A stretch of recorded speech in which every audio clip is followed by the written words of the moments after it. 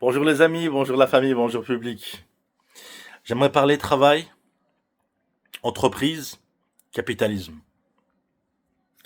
Vous savez ce qui- vous vous savez ce que ça va être la fin du capitalisme, la fin du socialisme.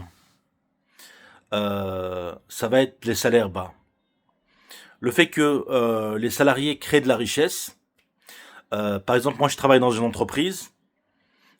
Si on pouvait évaluer ce que j'apporte à l'entreprise, admettons que j'apporte tous les mois ma création de richesse à l'entreprise.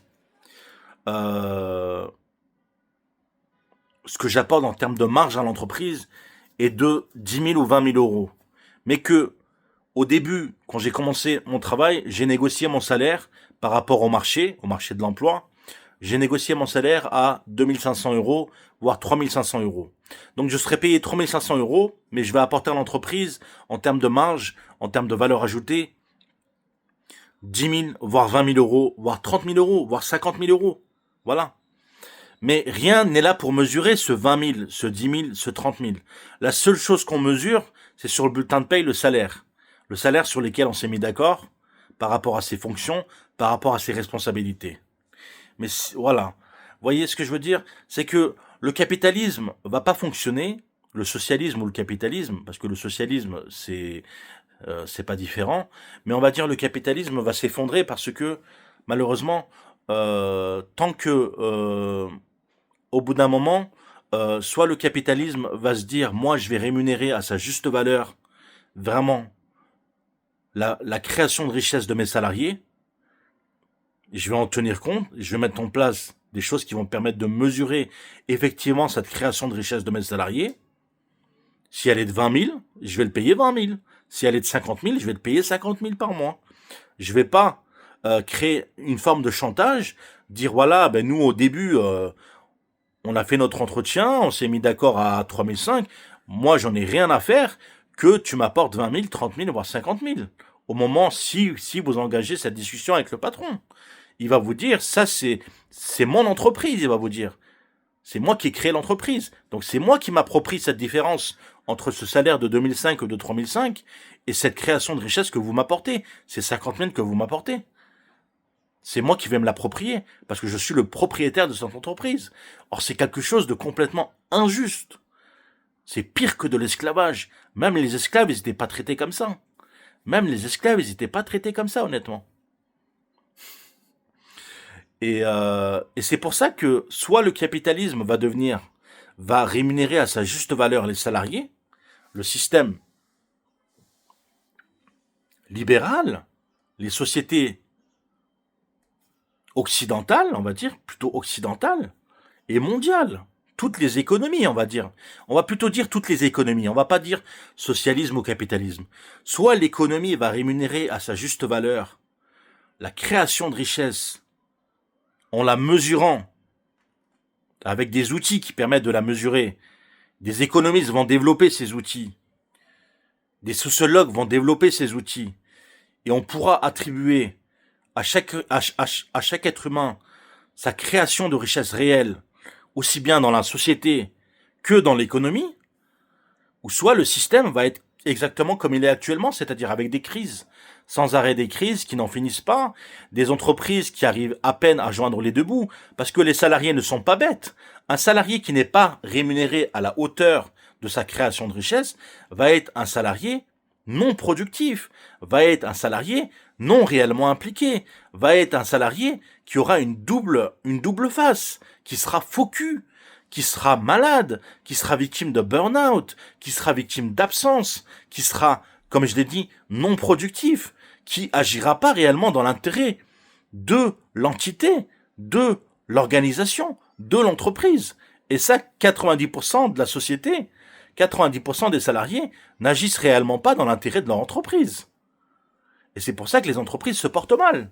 C'est pour ça que euh, les entreprises, qu'elles soient françaises, européennes ou mondiales, asiatiques, africaines ou américaines, s'en sortent de moins en moins. Parce que les gens ont pris conscience de cette notion de création de richesse. Les gens savent ce qu'ils apportent. Les gens connaissent leurs valeurs. Les outils de développement de personnel depuis ces 50 dernières années, surtout intensifiés depuis ces 20 dernières années, développement personnel, les gens connaissent maintenant leur valeur. Ils savent ce qu'ils apportent. Donc quand on paye encore 2000 euros ou 2500 euros ou même 3500 euros, euh, un salaire plus ou moins confortable sur Paris, c'est 5000, 6000 euros. Personne n'est payé 5000, 6000 euros. Personne. Très peu de gens. Donc voilà, il y a quelque chose qui tourne pas rond. Et ça, j'ai voulu le mentionner. Donc ça sera soit le système va comme ça continuer à se parasiter de lui-même, continuer à s'effondrer, à comment dire, il y aura de plus en plus de difficultés pour les entrepreneurs, pour les chefs d'entreprise, euh, à diriger leur entreprise, à avoir de la croissance, parce que les salariés ne sont pas dupes. Ma création de richesse, je la veux. Je la veux. J'en veux au moins 80%. J'en veux pas que 20%. Je pense que 2500 voire 3500 euros, ça représente à peine 20% de ma création de richesse en tant que salarié. Moi, je veux les 80%. Je veux les 80%. Si j'apporte, je sais pas, si j'apporte 10 000 euros, je veux mes 8 000 euros. T'as qu'à garder 2 000 euros pour ta gueule, cher patron. Mais moi, je veux au moins mes 8 000 euros si j'apporte en création de richesse 10 000 euros. Mais il faut pas abuser. Faut pas qu'il y ait de l'abus. Mais là, il y a de l'abus. Que ce soit en France ou que ce soit en Europe, que ce soit en Occident, que ce soit dans les pays où il y a des mutations, les pays émergents. Les gens sont sous-payés. Surtout dans l'économie, surtout dans les entreprises. Prenez soin de vous. Soyez-en conscients. Il faut changer cette mentalité des patrons, mais collectivement. Et ça, c'est par la lutte. C'est par la lutte. C'est progressivement. C'est en évoluant. Voilà. Mais je veux dire, tant que les économistes et les sociologues n'agiront pas, il n'y aura pas de débat sur ces sujets-là, de débat officiel. Tant que les présidents, les députés, l'Assemblée nationale, le gouvernement n'engagera pas ces débats-là, parce que pour eux, c'est tabou. Pour eux, l'argent est tabou. Pour eux, le capitalisme est leur et leur et leur et leurs os et leur sang. Mais quand on parle d'argent, c'est tabou. C'est tout pour eux. C'est leur c'est leur raison de vivre. Voilà, ça représente tout pour eux. Mais quand il s'agit d'en parler, quand il s'agit d'être juste, quand il s'agit de vraiment parler des réalités de l'économie et du social, personne n'est là malheureusement. Des gens comme moi font des vidéos, mais combien vont la regarder? Voilà. Donc, heureusement, je pense qu'il y a des milliers de gens, quand même, des socialistes qui agissent, des sociodémocrates qui agissent dans ce sens. Mais même eux, c'est pas assez. Des communistes qui agissent notamment. Mais c'est pas assez. C'est pas assez. Quand je vois que une personne, je vais être encore critique, peut-être qu'on va m'en vouloir. Il y a encore quelques années, une personne comme Mélenchon disait le SMIC à 1500 euros. 1500 euros, c'est, excuse-moi, mais c'est de la merde. C'est de la merde, surtout sur Paris. Même en France. Aujourd'hui, même en Afrique, 1500 euros, c'est de la merde. On ne veut pas d'une société où on ne rémunère pas le travail, où on ne rémunère pas la création de richesse. Mais s'il y a de l'implication de la part de millions, voire de milliards de gens, tous les jours à se réveiller à 7 heures du matin, rentrer chez soi à 18h, 19h le soir, travailler de manière acharnée, produire, créer de la richesse, il faut que cette richesse soit justement rémunérée.